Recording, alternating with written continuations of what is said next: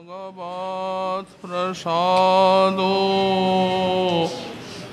यशाप्रसादान्नगति कुतोऽपि ध्येयं स्तुवंस्तस्य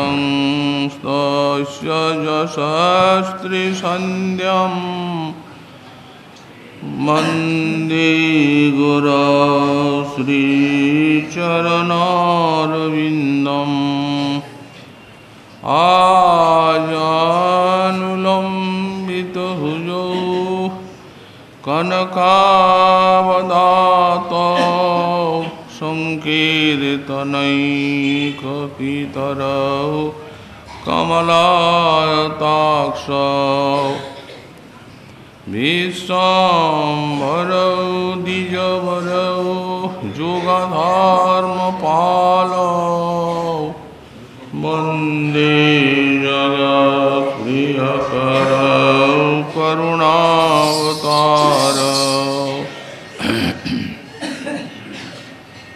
नमस्त्रिकालसत्याय जगन्नाथसुताय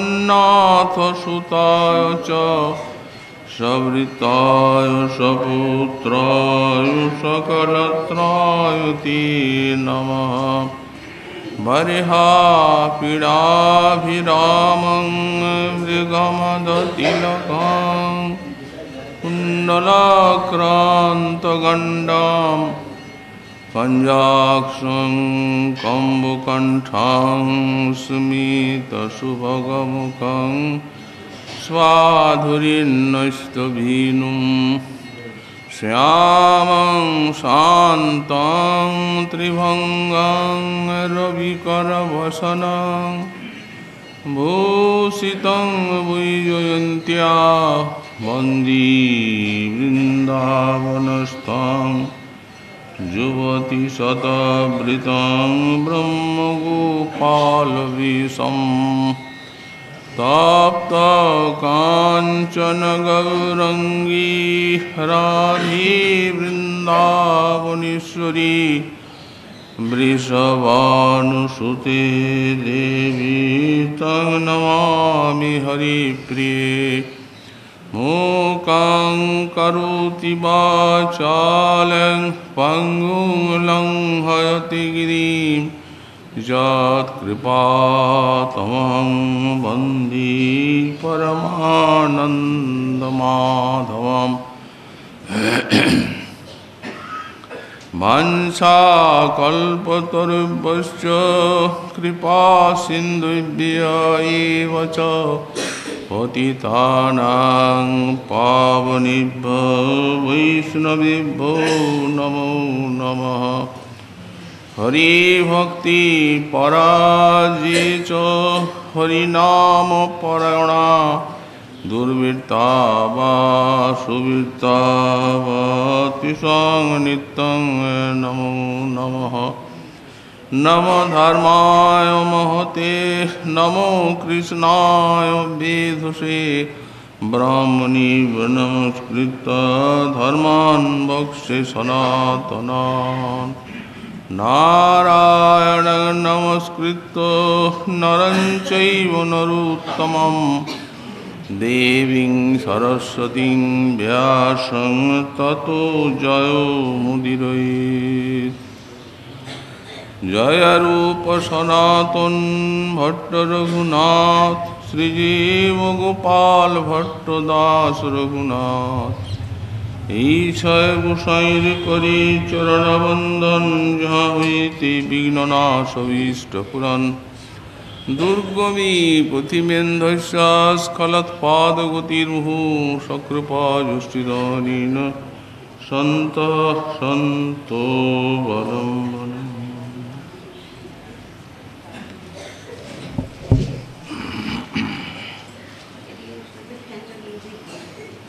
सन मधुराजलस्य हृदयं शृङ्गारलीलाकला वैचित्री पर मावधीरि भगवतः पूज्यैव कापि सता ईशानी च सची महासुखतनु शक्ति स्वतंत्रा परा श्री वृंदावननाथो पट्टमहिषी राधैव शिव्या मम।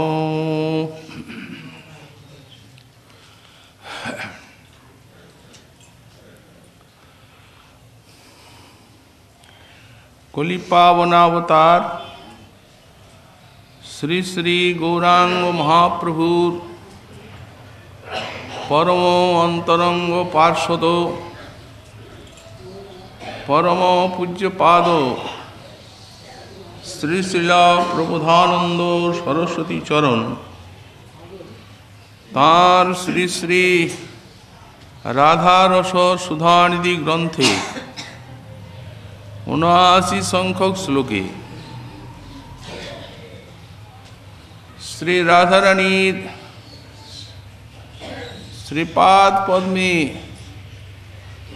भक्ति निष्ठा प्रकाश करते गिये बोलें प्रेमण सन्न मधुर जलस्य हृदयं श्रृंगार लीला कला वैचित्रीर परमावधि भगवत पूज्यैव कापि सता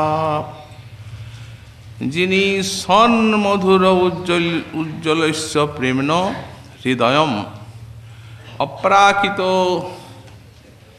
এই মধুর উজ্জ্বল রসের যিনি হচ্ছেন প্রাণ স্বরূপা শৃঙ্গার লীলা কলা বৈচিত্র্যে পরমাবধি এবং শৃঙ্গার রসময় বা মধুর রসময় যে বিচিত্র লীলা কলা বিলাস তার যিনি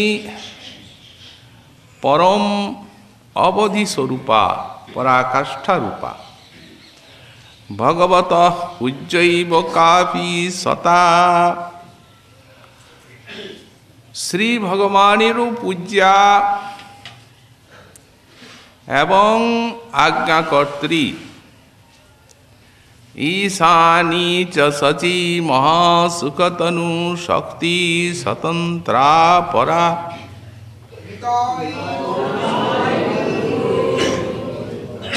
ईशानी सची इत्यादि जे सब शक्ति आছেন বললেন তাদের সকলের মূল স্বরূপা এবং স্বতন্ত্রা পরাশক্তি রূপা श्री वृंदावननाथ पट्टमहिषी राधैव शिव्या मम। श्री वृंदावननाथ श्री कृष्णेर पट्टमहिषी रूपा श्री राधा रानी आमार एकमात्र शिव्या। आमरा गतकाल पूर्व श्लोकेर ব্যাখ্যা সমাপ্ত করেছি। সেখানে গোস্বামীপাদ প্রার্থনা করেছেন যে আমার এই রাধা কঙ্কর্য ভাবেই একমাত্র রুচি, অন্যত্র কোনো বিষয়ে আমার রুচি নেই। আমাদের শ্রীমৎ জীব গোস্বামীপাদ দার্শনিক পন্থায় যে রাগানুগা ভক্তি ব্যাখ্যা করেছেন তাতে তিনিও লিখেছেন যে এই রুচি কর্তৃক প্রেরিত হয়ে যারা নিত্য সিদ্ধ ব্রজ পার্ষদগণের আনুগত্য করেন তাদেরই ভক্তিকে রাগানুগা ভক্তি বলা হয়।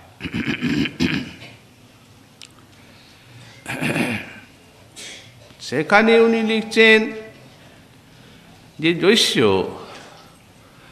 রাগ মাত্রে রুচি জাতাস্তি, কিন্তু স্বয়ং রাগ এব ন। তাদিশ রাগ সুধাকর করাভাস সমুল্লসিত হৃদয় স্ফটিকমণি। তাদিশ শাস্ত্রাদি শ্রুতাসু রাগাত্মিকায়া পরিপাটিস্বপি রুচির জায়তে। এর তাৎপর্য হচ্ছে এই যে সাধারণত ব্রজবাসীগণের এই যে অনুরাগময়ী ভক্তি, এতে যাদের রুচিজাত হয়েছে, কিন্তু এখনো রাগ জাত হয়নি। বললেন তাদিশ রাগ সুধাকর করাভাস সমুল্লসিত হৃদয় স্ফটিকমণি। সেইরূপ ভক্তের হৃদয়টি যদি কাম ক্রোধ লোভাদি শূন্য হয়, নির্মল হয়, তো যেমন পূর্ণচন্দ্রের আলো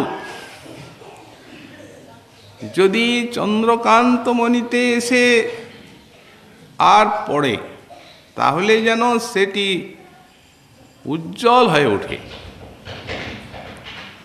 তো তেমনি ব্রজবাসীগণের হৃদয়ে যে রাগ সুধাকর বিদ্যমান, তাদিশ রাগ সুধাকর করাভাস সমুল্লসিত হৃদয় স্ফটিকমণি।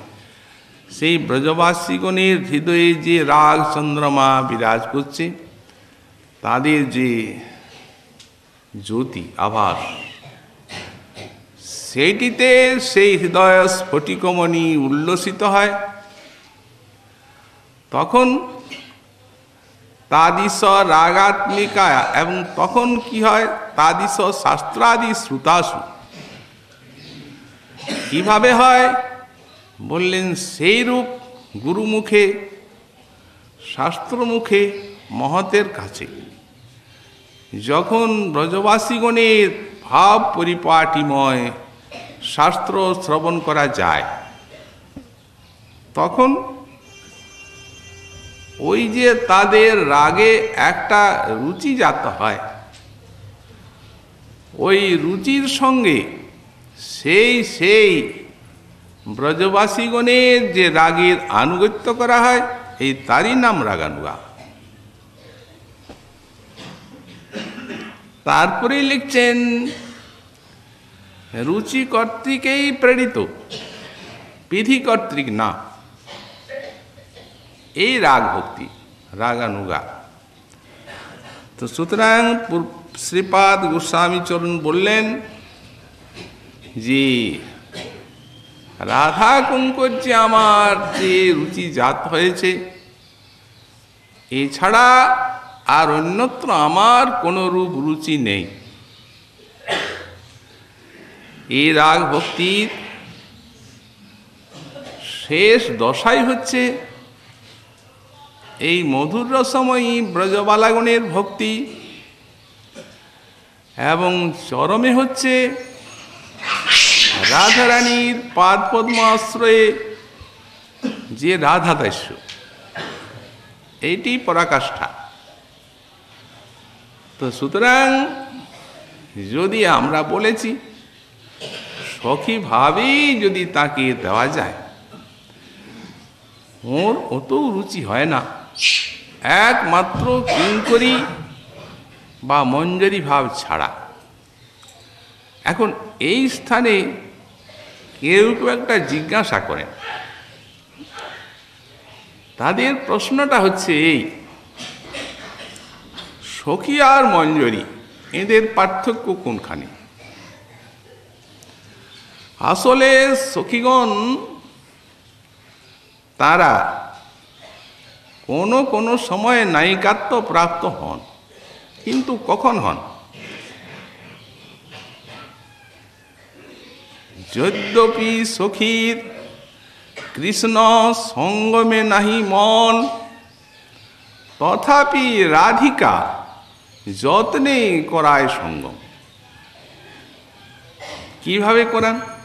সখীর যখন ইচ্ছা নেই, নানা ছলে কৃষ্ণে প্রেরী সঙ্গম করায়, আত্মা কৃষ্ণ সঙ্গ হইতে কোটি সুখ পায়। এই যে কোটি সুখ পায়,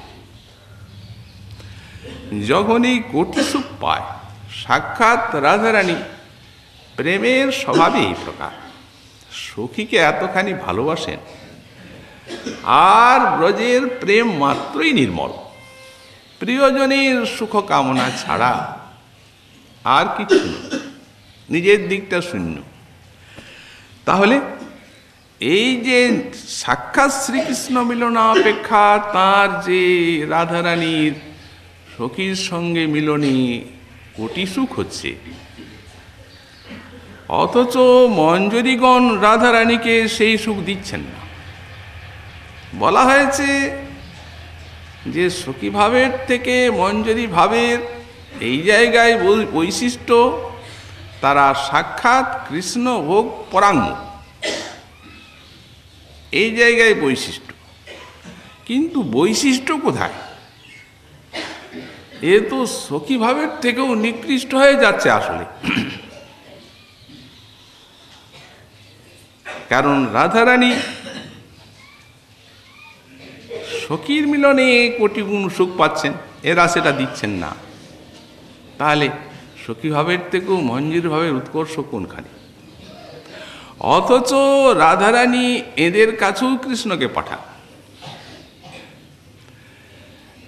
সখীকেও পাঠান কোনো সময়, যাতে মঞ্জরীর সঙ্গে কৃষ্ণের মিলন হয়, এবং কৃষ্ণ মঞ্জরীর নিকটে সেই রূপ চেষ্টা প্রকাশ করে।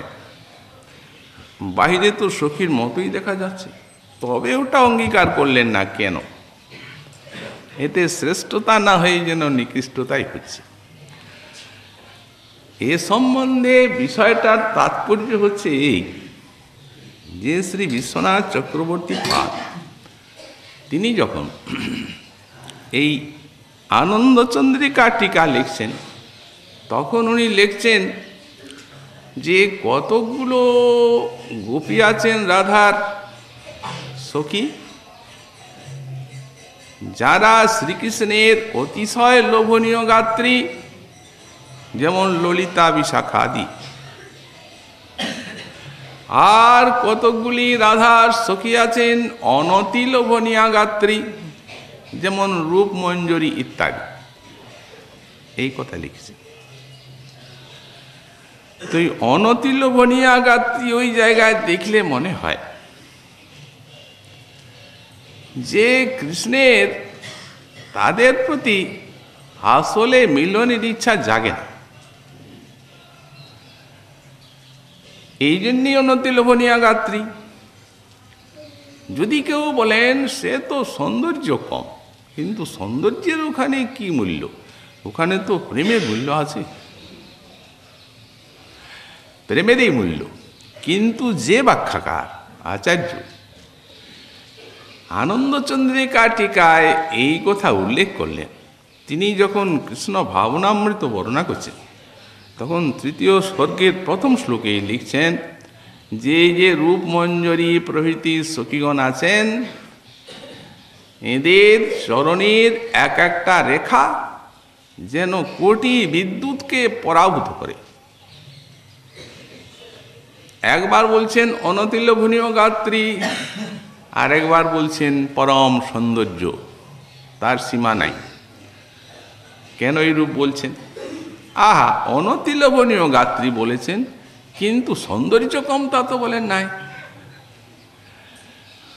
ওখানে জানাতে চাচ্ছেন যে এই যে প্রেম, ভক্তের প্রেমিকের প্রেম, ওই প্রেমিকের প্রেম নিজের জাতি এবং নিজের স্বভাব অনুরূপ কৃষ্ণের হৃদয়ে লোভের সৃষ্টি করে।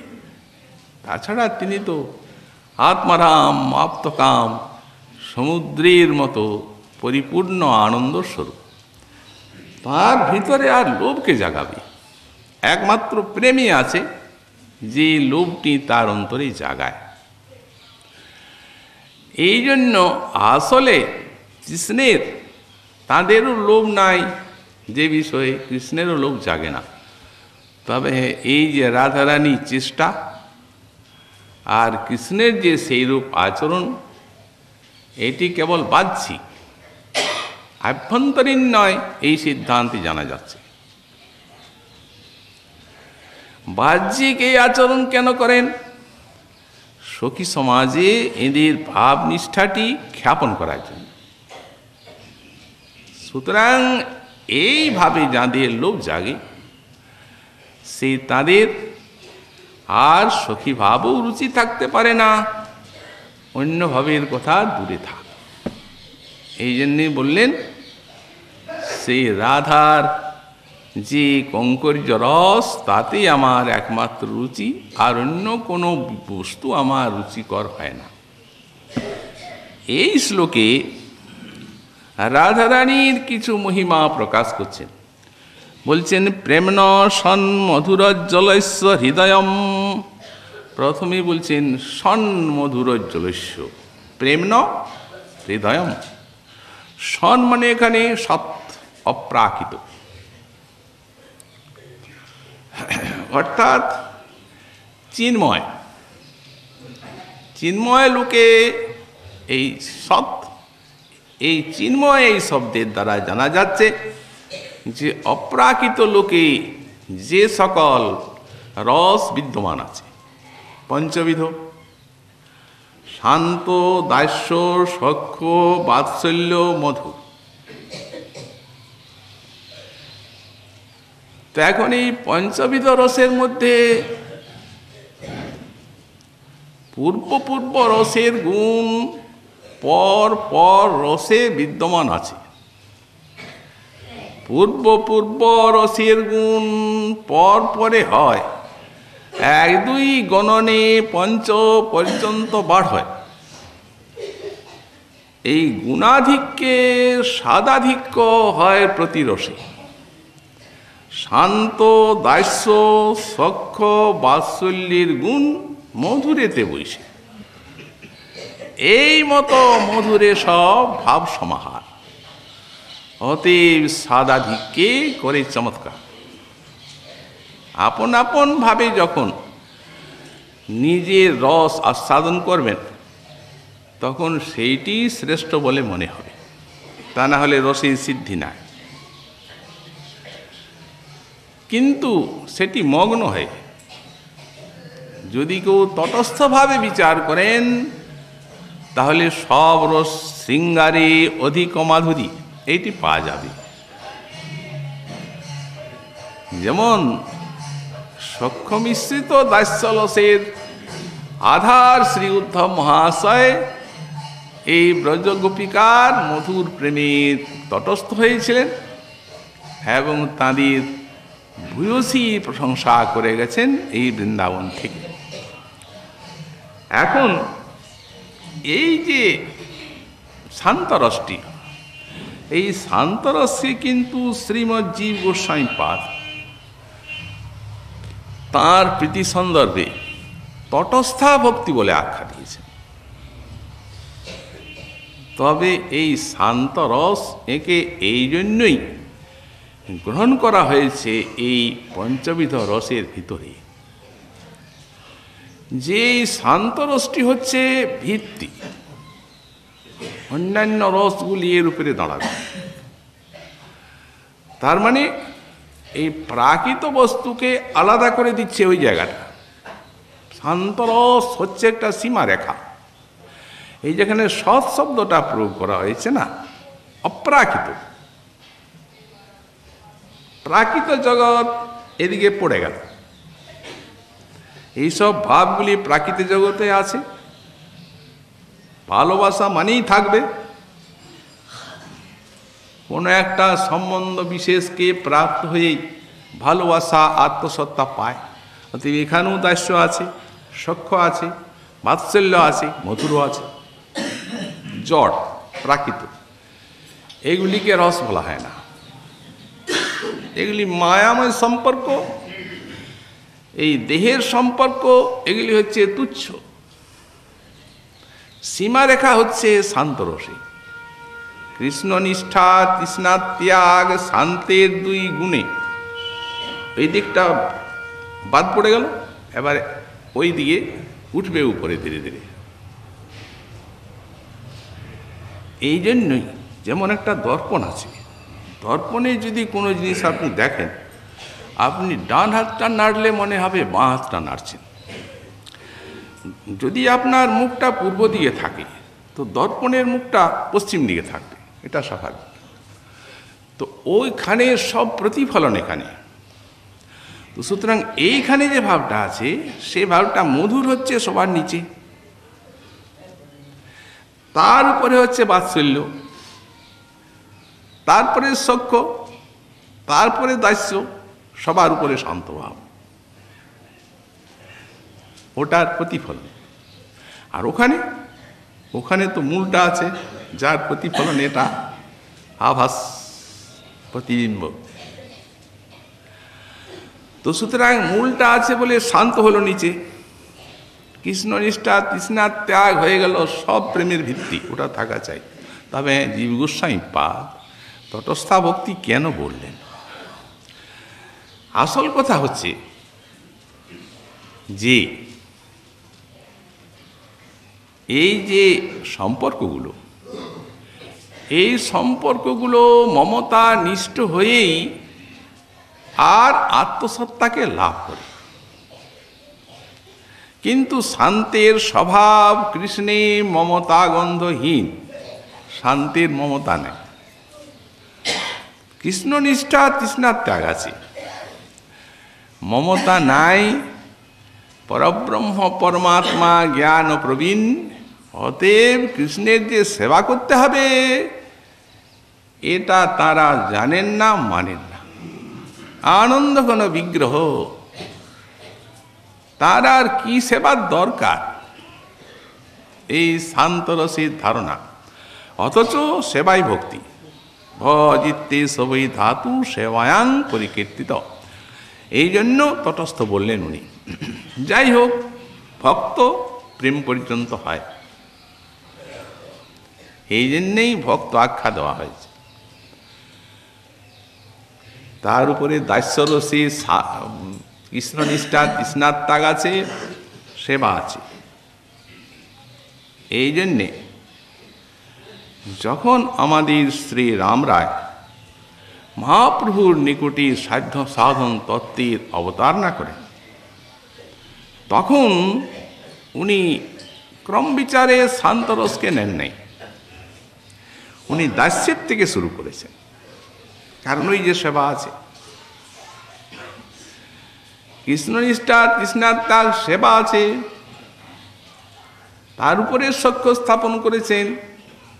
কৃষ্ণনিষ্ঠা তৃষ্ণার ত্যাগ সেবা অসংকোচ প্রীতি, একটা বেশি হল। তার উপরে বাৎসল্য, কৃষ্ণনিষ্ঠা তৃষ্ণার ত্যাগ সেবা অসংকোচ প্রীতি লালন তাড়ন ভৎসন, এইটি বেশি হল। সবার উপরে মধু, কৃষ্ণনিষ্ঠা আছে, তৃষ্ণার ত্যাগ আছে, সখ্য আছে, অসংকোচ প্রীতি, তাড়ন ভৎসনও আছে।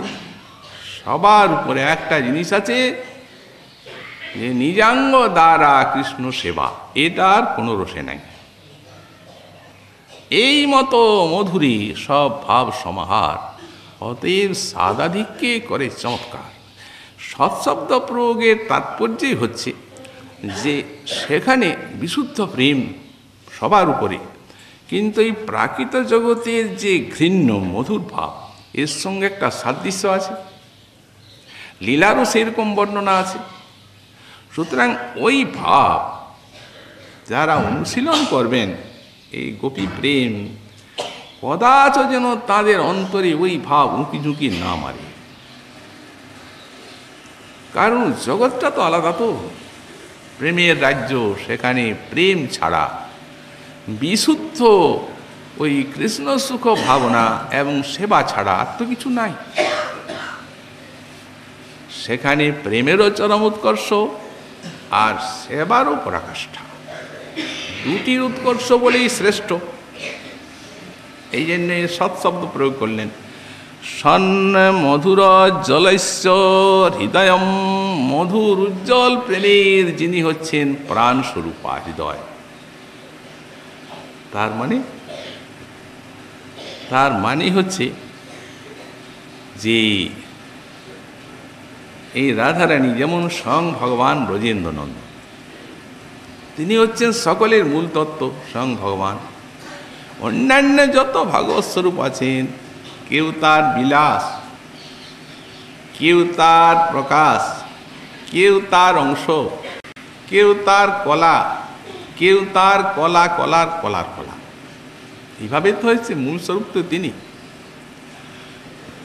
তো তেমনি যত মধুর রসের আধার আছেন, আশ্রয়, সব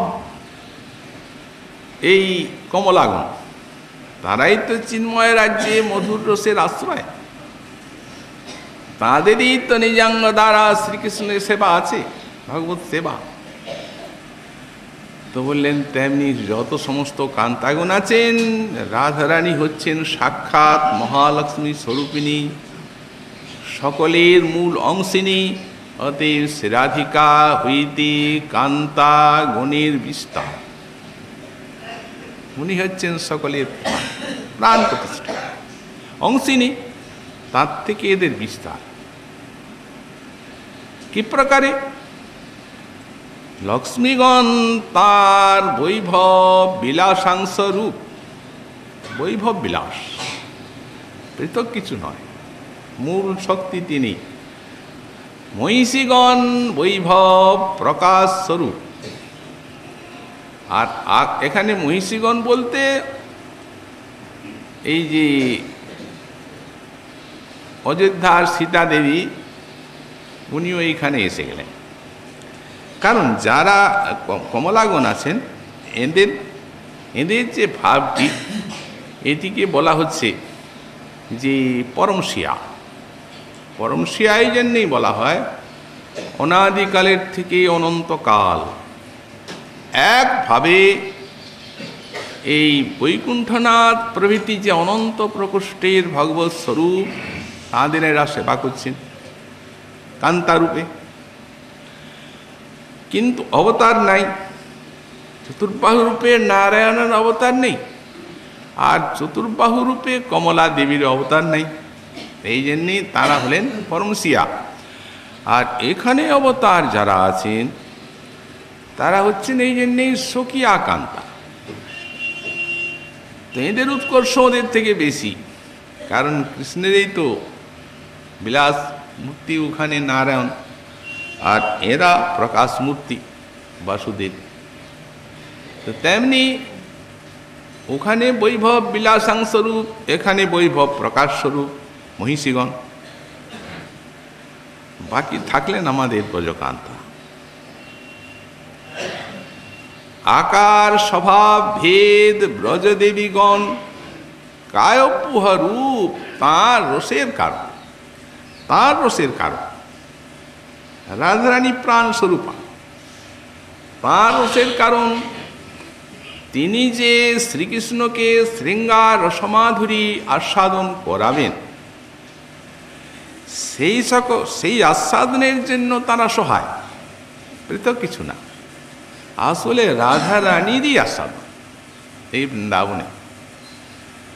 কায়পুহ রূপ, রাধারই কায়পুহরা, তাঁর রসের কারণ। কেন একাকী হয় না? কমলাগুণের কেন হচ্ছে? না না, তা নয়, এইখানে রসটা আলাদা। বহু কান্তা বিনা নহে রসের উল্লাস। এই যে ব্রজের মধুর পরকীয় রস, এই বহুকান্তার দরকার। একা তো রাস হয় না, রাসের জন্য ৩০ কোটি গোপীর প্রয়োজন আছে। সব রাধারানীর কাব্য স্থানীয়। বহুকান্তা বিনা নহে রসের উল্লাস, লীলার সহায় লাগি বহুত প্রকার। এই রাসাদি লীলার সহায় নিমিত্ত এবং শ্রীকৃষ্ণকে বিশাল বৈচিত্র্যপূর্ণ এই শৃঙ্গার সমাধুরী আস্বাদন করাবার জন্য এই যে উজ্জ্বল রসের প্রাণস্বরূপা উনি নিজেই এত বড় বিস্তার সাক্ষাৎ। বহু কান্তা বিনা নহে রসের উল্লাস, লীলার সহায় লাগি বহুত প্রকাশ। তার মধ্যে ব্রজী নানা ভাব রস ভেদে কৃষ্ণকে করায় রাসাদিক লীলা সাদে। গোবিন্দানন্দিনী রাধা, গোবিন্দ মোহিনী, গোবিন্দ সর্বস্ব সর্বকান্তা শিরোমণি। তাই মধুর উজ্জ্বল রসের তিনি হচ্ছেন প্রাণ প্রতিষ্ঠা।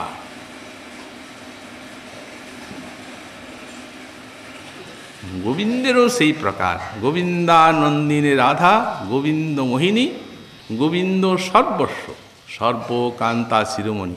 শ্রী গোবিন্দের সর্বস্ব স্বরূপা শ্রী রাধারানী এই জন্যেই যে সর্বোৎকৃষ্ট এই মধুর রস কতভাবে কৃষ্ণকে আস্বাদন করাচ্ছেন তিনি, বিলাস রূপে, প্রকাশ রূপে, কাব্য রূপে, সংরূপে, এতভাবে মূলা একমাত্র তিনি। তারপরে বললেন শৃঙ্গার লীলা কলা বৈচিত্র্যের পরমাবধি। কিন্তু এখানে স্বয়ংরূপী রাধারানী এই যে শৃঙ্গার লীলা কলা আছে, আবার শৃঙ্গার মানে মধুর রসের যে লীলার যে সমস্ত কলা, সেই কলার বৈচিত্র্যের পরমাবধি পরাকাষ্ঠা রূপা রাধা, যাতে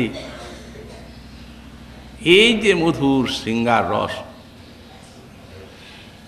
এইটির অফুরন্ত বৈচিত্র্য আসে বৃন্দাবন লীলাতে, স্বয়ং ভগবানের লীলায়। এই জন্যেই অঘটন ঘটন পটিয়সী যোগ মায়া, সাক্ষাৎ আনন্দিনী শক্তি। মূলা রাধাকৃষ্ণ এক আত্মা, দুই দেহ ধরি অন্যন্যে বিলসে রস আস্বাদন করি। তো রস আস্বাদনের জন্য যখন এক দুই, তখন রস আস্বাদনের জন্যই, রসের বৈচিত্র্য আস্বাদনের জন্য যোগ মায়া এখানে এই ভাবটি এদিকে দিয়েছেন। দূরে সরিয়ে দিয়েছেন।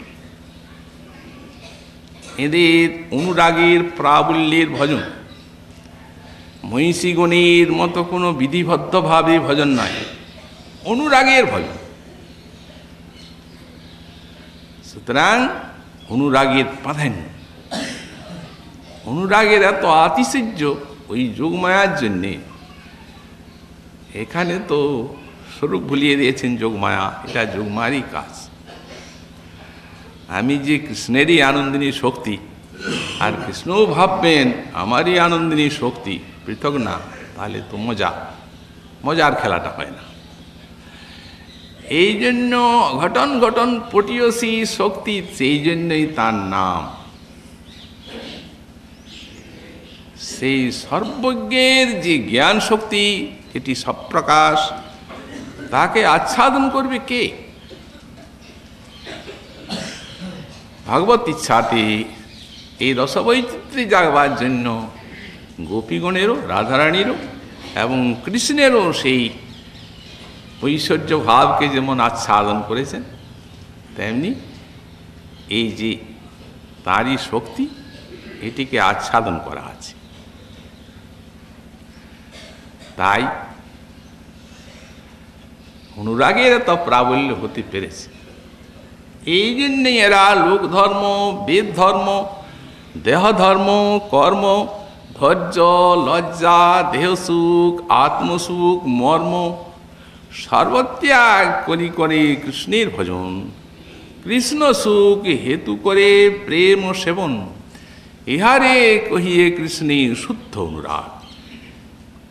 স্বচ্ছ ধৌত বস্ত্রে জইছে নাহি কোনো দাগ। তো সুতরাং এই জন্যেই এখানে যে শৃঙ্গা লীলা কলা, তার বহুবিধ বৈচিত্র্য আছে, তার পরমাবধি রাধারানীকে কেন্দ্র করে আর এইসব শৃঙ্গার লীলাকলা ইত্যাদি। এই জন্যেই ব্রজের মধুর রস, এই ব্রজকান্তাগুণের মধ্যে 4টা ভাগ দিয়ে দিয়েছেন। একটা সকিয়া, একটা হচ্ছেন নিজের দল, একটা হচ্ছেন যে বিপক্ষা, একটা সপক্ষা, একটা তটস্থ পক্ষা, আর একটা শ্রীত পক্ষা। এই ভাবগুলা দেওয়া আছে এই যে শৃঙ্গারসের বৈচিত্র্য আননের জন্য, আর অন্য কিছু নয়। প্রধানত এই যে বিপক্ষা আর সপক্ষা, এই বিপক্ষা এবং সপক্ষাকে গোস্বামী পাদ লিখছেন দৌ অতি রসপ্রদ। কারণ যেটি সপক্ষা সেই তাঁদেরই সুরিত পক্ষা এরা, আর তটস্থা যারা তারা বিপক্ষের সুরিত পক্ষা। তার মানে ওই দুটি ভাবকেই পুষ্ট করছে ওরা, আলাদা না। এই জন্য বললেন সপক্ষা বিপক্ষা দৌ অতি রসপ্রদ। এই যে বৈচিত্র্যগুলো আসছে, এ যদি না হতো না, তাহলে এই যে রাধারানীর নায়িকা, এই নায়িকা ভাবের যে 8টা ভাব আছে, এগুলা কোনোটাই জাগতে পারত না। অভিসারিকা, বাসক সজ্জিকা, বিপ্রলব্ধা উৎকণ্ঠা, তারপরে খণ্ডিতা, মান, কলহান্তরিতা, স্বাধীন ভর্তিকা, একটা যে বৈচিত্র্য, সেই বৈচিত্র্যতে এত অফুরন্ত সমস্ত আস্বাদনা, রসের হিল্লোল, যে সত্যিকার এই ব্রজের শৃঙ্গার রস, এই বুঝবেনই কে, আর বর্ণনাই বা করবেন কে? যিনি এত বড় গ্রন্থ লিখলেন, উজ্জ্বল নীলমণি, না পড়লে তো বোঝা যায় না। আর ব্রজবালার ভাব যদি জানা যায়, তো এই নীলমণিটাকে কণ্ঠহার করা দরকার। এই জন্যে নাম দিয়েছেন, ওই ভক্তিরসামৃত সিন্ধুর থেকে এই মণিটা উঠেছে, ভক্তির কণ্ঠহার। তা না হলে এই বস্তু বোঝাও যাবে না, আস্বাদনও আসবে না। কি অফুরন্ত সমুদ্রের মতো ভাবগুলিকে আবিষ্কার করেছে ব্রজবালা গুণের এই যে শৃঙ্গার রস বৈচিত্র্যগুলো। কিন্তু করেছেন তো, দেখলে চমৎকার না হয়ে থাকা যায় না।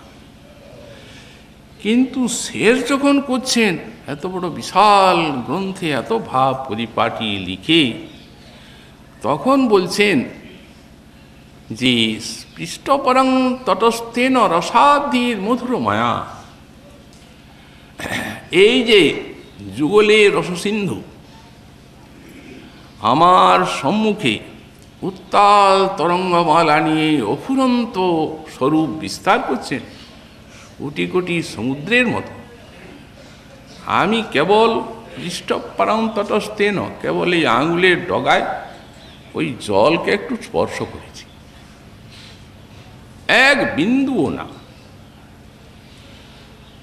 এই যদি হয়, উজ্জ্বল নীলমণি ব্যাখ্যা করে যদি গ্রন্থকার এই কথা বলতে পারেন, তাহলে কি বস্তু সেই সমুদ্র, তা সহজেই অনুমান করা যায়। তো সুতরাং এইরূপ অফুরন্ত বৈচিত্র্য আমরা একটা দৃষ্টান্ত দিচ্ছি, যে রাধারানী যাচ্ছেন অভিসারে। প্রথম অভিসারিকা অনুরাগ, অনুরাগের পরাকাষ্ঠাতেই এই অভিসার। যাচ্ছেন সংকেত কুঞ্জে যে উপনীত হয়েছেন, বাসক সজ্জিকা প্রথম ঘরটিকে সাজাচ্ছেন, নিজের দেহকে সাজাচ্ছেন। অবশ্যই কান্ত আসবে। স্বামী নিজং বপু সজ্জি করতি কে হঞ্চ, যা সা বাসক সজ্জিকা। ঘরটাকে সাজাচ্ছেন নিজের মনের মতো করে, প্রিয়জনকে সেখানে সেবা করে আনন্দ দেবেন, তাই রাধারানীর প্রেমের অনুরাগী গোবিন্দ অভিসার করেছেন যথাসময়ে, কিন্তু সেদিন একটু বাধা পেয়ে গেলেন। যাচ্ছেন যেমনি তেমনি ঠিক থাকবি তো থাক, সেই পথেই চন্দ্রাবলী পদ্মা সব্যা উৎ পেতে আছে। যেমনি সেই জায়গায় গেছেন, বেরিয়ে ধরেছে, কোথায় যাবি? রোজ যাও, রাধার কুঞ্জে যাও, এই পথে নীতি কর গতাগতি, তোমার নুপুরের ধ্বনি শুনি, রাধার সঙ্গে বাস আমারে নৈরাস, আমি বঞ্চি একাকিনী। সাধক বুঝে দেখবেন ওটা রাধাই যেই কথাটা বলছে, কারণ কাব্য তো এই অভিমানের বৈচিত্র্যে কেবল, আর কিছু নেই। তো রাধাই, অন্য থেকেও না। আজ বন্ধু হে ছাড়িয়া নাহি কো দিব, পরাণ যেখানে আমি রাখিব সেখানে, তোমায় সদাই দেখিতে পাব। শোনো সখীগণ করিয়া যতন, বন্ধুরে লয়ে চলো নিকেতনে। আজুকার নিশি রাধিকা রূপসী, বঞ্চুক নাগর বিনে, এতে কহিয়া হাতেতে ধরিয়া লইয়া চলিল বাস। রাধা ভয়ে হরি কাঁপে থরহরি। এই দেখুন, থরহর কাঁপছেন রাধা ভয়ে। এই যে ভয় শব্দটা দিয়েছেন, এটা কোথার থেকে আসছে?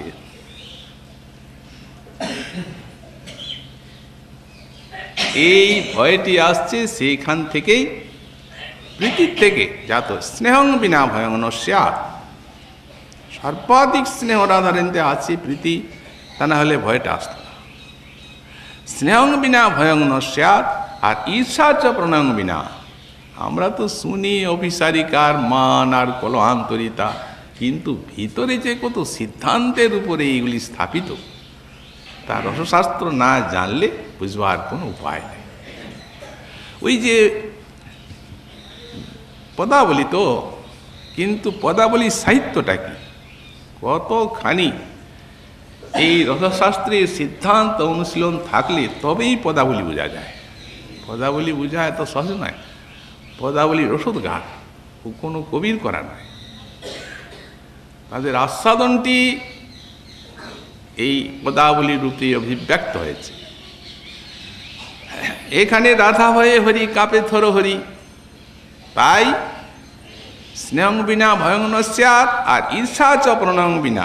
ওনার প্রণয় আছে, প্রণয় মানে প্রাণে প্রাণে এক, তাকে কে নিয়ে যাবে? কেউ পারে না নিয়ে যেতে। তখন উদয় হচ্ছে সেই মানে, ঈর্ষা চ প্রণয়ং বিনা, ঈর্ষামান। প্রেম থেকে সব লহরীগুলো উঠছে, এইগুলি বৈচিত্র্য ব্রজের এই মধুর রসে। নিয়ে তো চলে গেলেন ওদিকে। উনি ভাষক সজ্জিকার পরেই উৎকণ্ঠিত হয়ে যান। যতক্ষণ পর্যন্ত না জানেন যে কোনো কোথাও নিশ্চিত চলে গেছেন কিংবা অন্য নায়িকার কুঞ্জে, ততক্ষণ পর্যন্ত এই মানটা হবে না, ঈর্ষা আসবে না। নানা প্রকারের সমস্ত চিন্তা চলতে থাকে, সম্ভাবনা চলতে থাকে। সেই সম্ভাবনায় উৎকণ্ঠিতা, বিপ্লবতা, এই দশাগুলো, এই চমৎকার। যারা আস্বাদন করেন সখী মঞ্জরি, সব আস্বাদন করে যাচ্ছে, সবগুলি রসদগার। তারপরে চন্দ্রাবলীর সম্যক বিলসিত নায়ক প্রাতঃকালে উপস্থিত, সঙ্গে সঙ্গে খণ্ডিত হয়ে গেলেন। যেমনি সামনে দেখলেন তেমনি। ভালো হইল আরে বন্ধু আইলা সকালে, প্রভাতে দেখিলাম মুখ, দিন যাবে ফলে। বন্ধু তোমার শুকাইছে মুখ, বলো কেসা জালো হেন সাজি, হেরিবাসী দুঃখ। বন্ধু তোমার বলিহারি যায়, ফিরিয়া দাঁড়াও তোমার চাঁদ মুখ চাই। আয় আয় পড়াছে মুখে কাজরের শোভা, ভালো সে সিন্ধুর বিন্দু, সে যে মুনি মনোলোভা। নীল ষাটের পাটি কোচার বলনি, কোন রমণী রমণ হইয়া বঞ্চিলা রজনী। ভালো, খুবই ভালো। প্রভাতে দেখিলাম মুখ, দিন যাবে ভালো। চারি পানে চাহে নাগর, আঁচলে মুখ মুছে। গোপাল দাসের লাজ ধুইলে না ঘুচে। ধরা পড়ে গেছো, আঁচলে মুখ মুছে কি হবে? চার দিয়ে তাকাচ্ছ কেন? আর উপায় নেই। ওই যে ভয়টা এসেছিল, এইখানে ঈর্ষাপনায় আছে, মান হয়ে গেল। কত প্রকার মানির প্রসাদন, এ আবার একটা রস, অফুরন্ত বৈচিত্র্যযুক্ত এ রাধার মান। ব্রজী গোপীগণীর মান, রসের নিধান, অফুরন্ত রসমাধুরী আস্বাদন করাই মান। রসের থেকে, মধুর জল রসের থেকে উঠছে, এই জন্য যত কিছু তিরস্কার, যা কিছু পরিহাস বাণী, সব আস্বাদ্য। কিছুতেই মান প্রসাদন হলো না, চলে গেলেন, সঙ্গে সঙ্গে কলহান্তরিতা এসে গেল, একটার পর একটা। তখন কেবল কৃষ্ণের জন্য রোদন আর রোদন। যারা আস্বাদন করছেন তাদের কি আস্বাদন বৈচিত্র্য! সখী মঞ্জরীগণের সবটা ভোগ হয়। এটি হচ্ছে সখী মঞ্জরীগণের ভাবের পরম বৈচিত্র্য। এগুলি সবই তাদের আস্বাদ্য। তারপর সেই কলহান্তিতাতে আবার সেই কৃষ্ণকে মিলালেন তারা। এই গেল এই দশাগুলো। তারপরে আবার স্বাধীন ভর্তিকা। যখন স্বাধীন ভর্তিকা কান্তা, তখনই বলছেন এই জন্যে পূজ্যৈব কাপি সদা। এই জন্যে তারপর লিখেছেন ভগবত পূজ্যা, এটা স্বাধীন ভর্তিকা। ঈশতা, তখন আজ্ঞা দেন, ওটা নিয়ে আসো, যাও, এইটা করো, এইটা সাজাও, এই করো। ঈশতা মানে আজ্ঞা করতে। সুতরাং এই একটা, আরো অফুরন্ত। এইরূপ দান লীলা, এইরূপ কুসুম চন লীলা, এইরূপ কুসুম কলহ লীলা, এইরূপ প্রেম বৈচিত্র্য, এই প্রকারে আছে এই লুকোচুরি খেলা, এই প্রকারে আছে নির্হেতু মান, এই প্রকারে আছে রাসাদি বিলাস, আর নৌকা খেলা, আরো কত শত উৎসব। এই ব্রজের মধুর রসের তার প্রাণ স্বরূপা, প্রাণ প্রতিষ্ঠা হচ্ছেন শ্রী শ্রী রাধারানী। এই জন্যেই বললেন বৈচিত্রী শৃঙ্গার লীলা কলা, বৈচিত্রী পরমাবধি ভগবত পূজ্যৈব কাপি সতা। ভগবানের পূজ্যা, ভগবানের আজ্ঞাকর্ত্রী। তারপরে আবার রাধারানীর তত্ত্ব বর্ণনায়, মহিমা বর্ণনায় এই শ্লোকের পরার্থ ব্যাখ্যা করছেন। শ্রীমন মহাপ্রভুর কৃপা হলে আগামীকাল আবার সেই অংশ আমরা সাধন করব। আজকে আমাদের শ্রী রাধার সুধায় কথার এখানেই বিশ্রাম।